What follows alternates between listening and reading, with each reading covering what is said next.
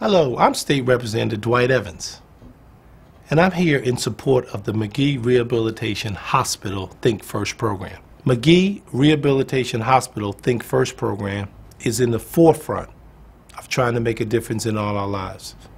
They understand the importance of thinking first to protect our mind and our body. I have been a supporter of the Magee Rehabilitation Hospital Think First program for an awful long time. I've watched what they have done, and I believe that they are a part of the solution to beat this problem. We must remember the fact of protecting our body and our minds and what we need to do. So I'm asking all of you to be supportive and to think first. Yeah.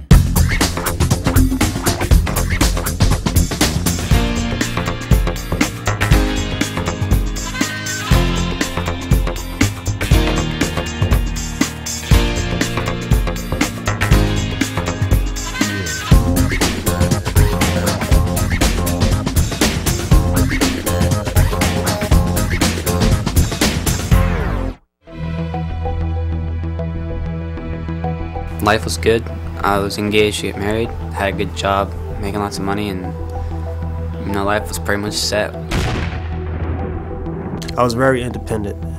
Like, I was 18, but I could do everything myself. At that time, my life was on a real nice path. I had an apartment, had a car, had a job. I had everything I wanted. I was always into outdoors things, mountain biking, hiking, swimming. I was always on the go. Life was just starting to become really, really good. I owned a construction company.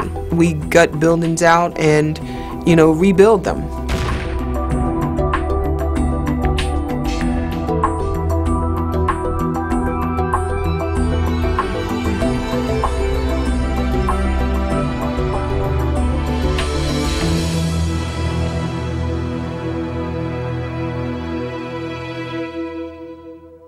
I turned 20 in Jefferson Hospital.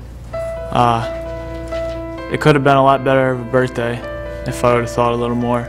My brother-in-law was like, yeah, we got this new car and we got some weed and you want to come with us? I had an argument with my husband one day, and I decided to go out for a ride. And before I took this ride, I had decided to take 3 beers with me in my vehicle, and I smoked half of a joint. Late night Saturday, decided I wanted to go to the Chinese store around the corner 2 blocks away from my home to get something to eat. We sat until about closing time, and we didn't make it 50 yards from the bar. We went around a turn straight into the tree line. Me and my buddy were in the back of the truck. I flew against the glass and broke my neck. The last thing I remember is me and my dad went down and got gas for my 4-wheeler, and then I remember waking up Saturday night. It was 11:30 in the morning, and I didn't know where I was. I didn't know how I got there. I went off the edge of the road. There was a 2-foot knoll, and I hit that, and they found my quad in 4th gear, so it means it was doing 60, 55 miles an hour. So I'm up 8 feet, 9 feet in the air, and I went 40 feet through the air into the woods. The quad landed nose first into the ground, and it just flipped head over heels. And when it flipped, it implanted me into the ground, and it broke my back and punctured my lung. I decided on my way home, I'll take the slow route. And that's about all I remember. I remember waking up in the hospital with my spine broke. A gentleman later told us that someone ran me off the road, but what if I had not smoked and drank? I would have been able to respond quicker. I got on the bike, I went up, I wheelied, went through the stop sign, put it down, made a U-turn, came back, wheelied again. So he said, Dad, how you do that? Show me how to do that again. So I said, all right, being crazy, not thinking about the stop signs, not like that. I did it again, wheelie. When I went through the first stop sign, another car had almost hit me, but I've been through that before, and I just kept going. So I made a U-turn. That's when the car hit me. I didn't have a helmet on, but the doctor told me if I had a helmet on, it might have saved me being paralyzed because the weight of the helmet would have threw my head back. The helmet would have took the hit for me. We ordered our food, and as we were going halfway down the block, I just so happened to turn my head, and as soon as I turned my head, pow, the kid shot me in my back. And then we just started going down 95, and my friend just wanted to speed, and he's just going 135 miles per hour. Once he did that, the car just started spinning. It hit the guardrail. It flipped one time, frontwards. Then it flipped 5 times on the side. Everybody flew up except me. I got stuck in the car.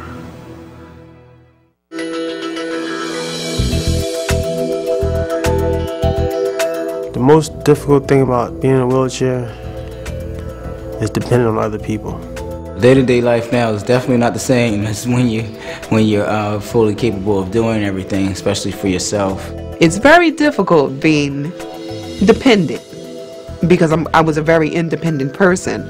Next to being paralyzed would be managing my bowels, because being in a wheelchair is not controllable.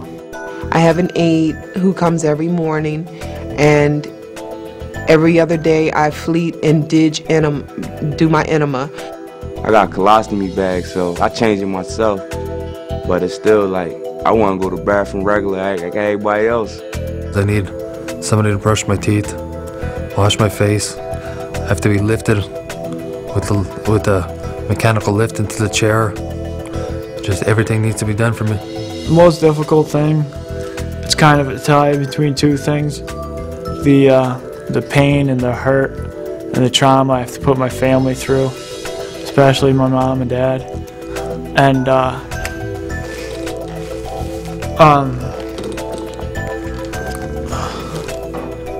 excuse me, I forget from time to time what I'm talking about. I have a catheter now that's, in me that goes all the way to your bladder, kind of sits on top of your bladder, with a tubing, and the tubing is connected to what they call a Foley bag. And basically, that's how I go to the restroom and wearing a diaper. They call them briefs, but what it's real rap, it's a diaper, okay? My spinal cord is still swollen. It takes 6 months for my spinal cord to go down. When that 6 months is up, I'm hoping and praying that my hands would come back in that time. When I fall asleep, they'll kind of do a curl up thing. So at night, I have to wear a cast that will keep my hands in the natural position. Because if I allow my hands to curl up too much, they will get stuck like that. And then I'll just have nubs. My sexual life is very different, very different. Currently, right now, I wouldn't be able to have sex. The nerve from my spinal cord does not carry that message. There is no orgasms for me.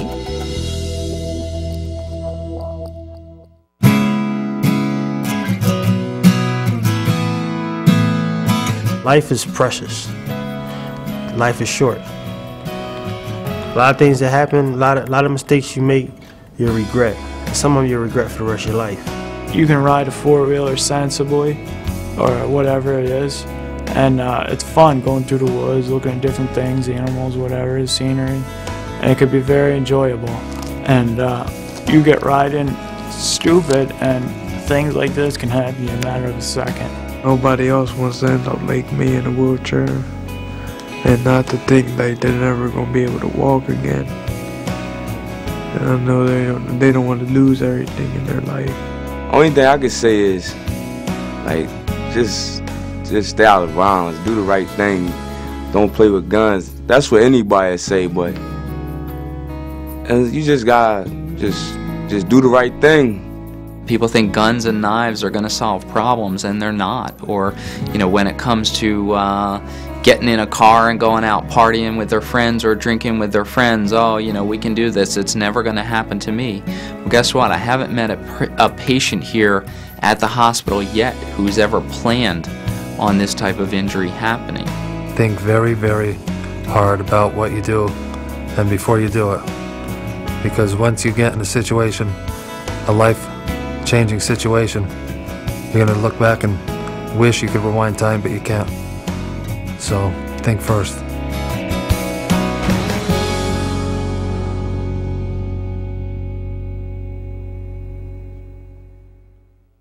Remember, these injuries are permanent but preventable.